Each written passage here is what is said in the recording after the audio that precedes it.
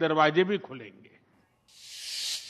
या 7 करारांविषयी अधिक माहिती जाणून घेण्यासाठी आपल्या सोबत यावेळेला जोडले गेलेले आहेत निवृत्त लष्करी अधिकारी सतीश ढगे। सतीशजी, स्वागत आपलं न्यूज प्लॅनेटमध्ये। एकूणच केलेले 7 करार, आज दिवसभरातील अनेक इंटरेस्टिंग घडामोडी आपण देखील पाहिल्या असतील। संपूर्ण जगाचं लक्ष लागलेलं होतं ते भारताकडे, कारण भारत आणि रशिया यांच्यामध्ये होणाऱ्या करारांचा दूरगामी परिणाम हा संपूर्ण जगभरातल्या राजकारणावरती देखील होताना दिसेल, कारण बलाढ्य देशाचा बलाढ्य व्यक्ती भारतामध्ये येतो आणि त्यानंतर झालेले हे करार भारतासाठी किती महत्त्वाचे? सतीश, नक्कीच नक्कीच अत्यंत महत्वाचे असे हे त्या ठिकाणचे करार आहेत आणि याला एका शब्दात जर म्हणायचं असेल तर याची थीम होती विजन 2030।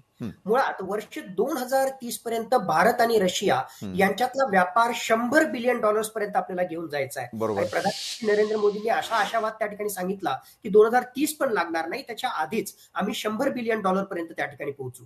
दुर्दैवानं आज घडीला जर आपण पाहिलं तर या म्हणजे साधारणतः $64 बिलियन जे आहे ट्रेड डेफिसिट आहे। म्हणजे भारत फक्त $5 बिलियन जे आहे एक्सपोर्ट, एक प्रकारे निर्यात रशियाला करतो, म्हणजे ट्रिमेंडस पोटेन्शियल आहे। मग हे पोटेन्शियल कुठे आहे? ऍग्रिकल्चर सेक्टरमध्ये, जसं सुरुवातीला तुम्ही सांगितलं खताची निर्मितीशी संबंधित आहे। फार्मास्युटिकल सेक्टरमध्ये, ज्यामध्ये या एका कराराच्या अंतर्गत आता अँटी ट्युमर म्हणजे थोडक्यात कॅन्सरच्या विरुद्ध जे औषध आहे त्याच्या को प्रोडक्शन साठी सुद्धा जे आहे भारत आणि रशिया यांच्यामध्ये त्या ठिकाणी करार त्या ठिकाणी झालेला आहे। त्याचबरोबर एक प्रकारे ज्याला आपण म्हणू की युरेशियन इकॉनॉमिक युनियन, म्हणजे रशिया आणि त्याच्या सोबतीला जे सेंट्रल एशियन कंट्रीज आहेत त्यांच्या ग्रुप सोबत आपण फ्री ट्रेड अग्रीमेंट करणार आहे। म्हणजेच याच्या माध्यमातून आपला आंतरराष्ट्रीय व्यापार त्यांच्यासोबत जर वाढला तर ट्रेड डायव्हर्सिफिकेशन म्हणजे फक्त अमेरिकेवर निर्भरित न राहता अशा प्रकारचं ट्रेड डायव्हर्सिफिकेशन त्या ठिकाणी होऊ शकतं।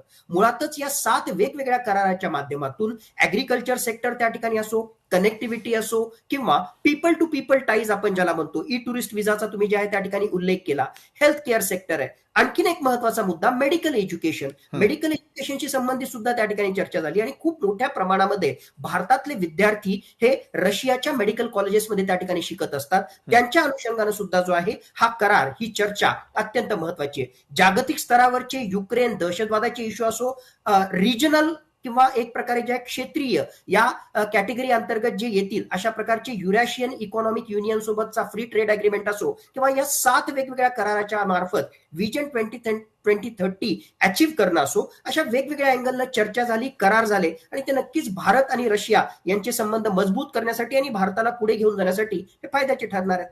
बरोबर।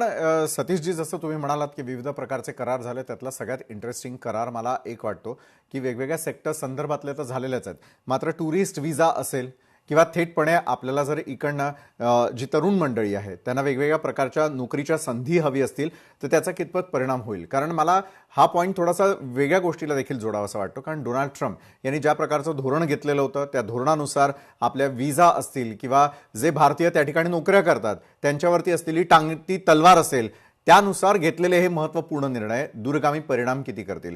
कारण सगळ्यात मोठी धडकी खरं तर डोनाल्ड ट्रम्प यांच्या मनामध्ये असेल की भारत आणि रशिया यांच्यातली जवळीक, आणि आता तर ती जगानं पाहून झालेली आहे। नक्कीच, बँग ऑन टार्गेट, राईटली तुम्ही त्या ठिकाणी सांगितलं की मागच्या काही काळामध्ये जे आहे H1B प्रोफेशनलशी संबंधित वेगवेगळ्या प्रकारचे निर्बंध म्हणजे स्किल्ड मॅन पॉवर जे आहे त्यांच्याशी संबंधित निर्बंध हे डोनाल्ड ट्रम्प यांनी त्या ठिकाणी लावले। मग आपल्याकडचं हे जे काही कुशल कामगार ही जी कॅटेगरी त्या ठिकाणी आहे त्यांना आता या कराराच्या अंतर्गत म्हणजे स्थलांतरितांशी संबंधित जो एक महत्वाचा करार झाला मोबिलिटी अग्रीमेंट, त्याच्या अंतर्गत ज्या आहेत वेगवेगळ्या प्रकारच्या संधी निर्माण होऊ शकतात।